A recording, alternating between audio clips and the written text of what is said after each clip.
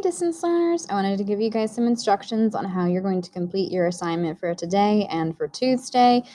Today's date is March 15th. I'm recording this video in advance. You guys are going to be completing today a series of questions and looking at a series of documents, photos, and even a couple poems. And then we're going to be answering a couple of questions about those poems and those photos and some historical documents. So last week we started, or the week before spring break, we started looking at informational articles related to the immigration process. And so today we're going to be preparing for a discussion that we will have on Thursday where we will discuss how the immigration process changed and some of the major historical events and societal changes that took place during something that's known as the Progressive Era, which is in the late 1800s to the early 1900s. So we're going to be looking at a couple of sources, some historical documents, and some things related to this topic of historical immigration today.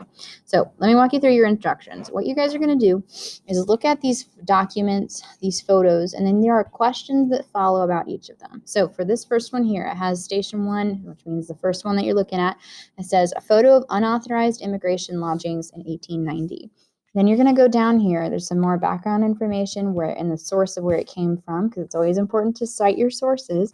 And then you're going to answer the questions. So number 1, it says write a brief description of the lodgings in the photo. How would you describe it? So you're going to describe their lodgings, where they're living, and then you give a full and complete and thoughtful sentence to do that.